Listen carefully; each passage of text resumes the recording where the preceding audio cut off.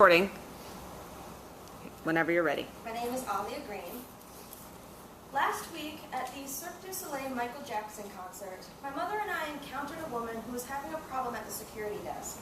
Apparently her and her friend who were attending the show, who was in a wheelchair, when they ordered their tickets online, they were told that they would only have to deal with 4 steps to get to their seats, a number which they could manage in the wheelchair.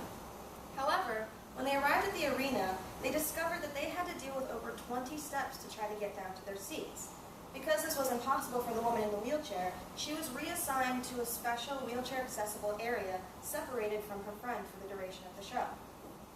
According to the Disability Statistics Center of the University of California, San Francisco, just over 6.8 million Americans use assistive devices to help them with mobility. The Americans with Disabilities Act put laws in place to help protect these people's rights so they are able to access most structures and facilities. According to the ADA accessibility guidelines, to ensure access to the built environment, the ADA requires the establishment of design criteria for the construction and alteration of facilities covered by the law. Despite the fact that these laws are in place, however, accessibility still continues to be a serious issue. Today I'm going to discuss the various ways in which accessibility can be a problem, 3 specific examples of these problems, and some simple solutions that can be put in place to accommodate everyone. There are very numerous ways in which accessibility continues to be a problem. In sports stadiums and entertainment arenas, such as the one in my story, large arenas have very steep staircases and very narrow aisles, which make it impossible for anyone using a wheelchair, or very difficult for anyone using a cane or crutch to maneuver about. Travel is another big issue when it comes to people with mobility issues. Large airports are difficult to get around, and not all airplanes may be fully accessible for people in wheelchairs. Fitness and recreation centers are another issue for people with mobility problems, not just in the United States. In an Ontario, Canada study conducted to measure the accessibility of fitness and recreation centers, they found that the lowest accessibility ratings were shown for the bathroom, the swimming pools, and the locker rooms. In a reader poll conducted in the multiple sclerosis magazine Momentum, they found that poorly designed accessibility features were sometimes called worse than none. In other words, even when accessibility features were put in place, these did not always solve the problem. Inaccessibility can occur in your everyday life with your daily tasks and activities. For example, public restrooms can prove inconvenient for people with disabilities, but also even for the non-disabled. Out-of-reach sinks and towel dispensers are difficult for people with disabilities or the elderly to reach, but they can also be difficult for children to reach or people of short stature like myself. Narrow stalls, such as the one shown in this picture, are impossible for wheelchairs to get into, but they can also be quite inconvenient for anybody.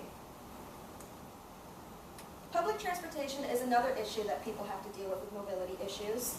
And this can be a problem because people require these often to get to their jobs or to places like the grocery store. According to the Disability Statistics Center, 82% of wheelchair users report that their local public transportation system is difficult to use or to get to. These are 2 examples of the Cleveland RTA train stations. As you can see, they are lifted up off the ground so as not to inconvenience traffic and cars. However, because they are built so out of place, they require staircases to access. In place of staircases for people with wheelchairs, they put in elevator ramps or wheelchair lifts. However, these are mechanical devices that often break down, leaving a person in a wheelchair completely stranded at the station. Grocery stores are another daily task that can be very difficult for people with mobility issues.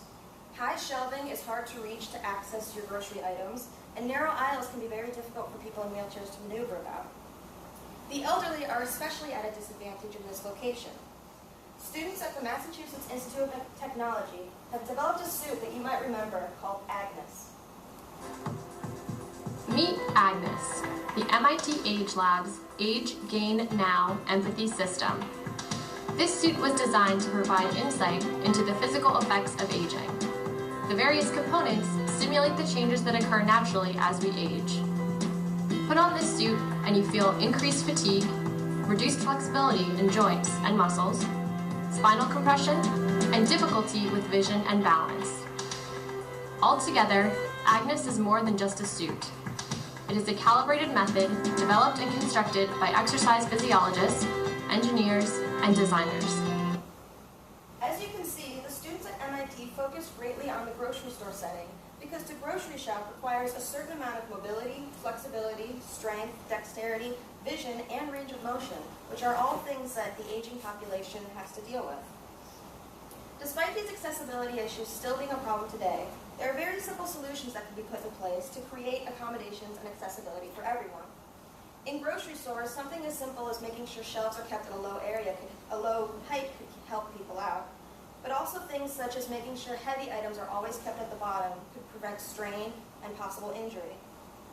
For public transportation, train stations can be kept at ground level, such as these two examples, also examples of the Cleveland RTA train stations.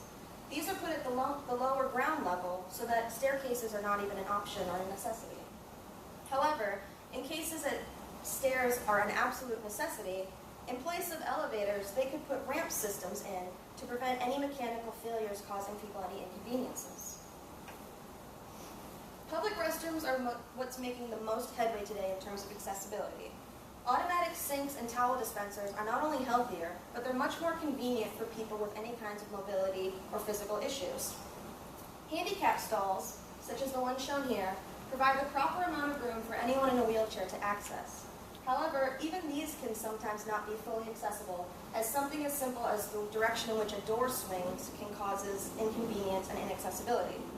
Because of this, in Seoul, Korea, a universal toilet has been created to be accessible to everyone in all types of mobility.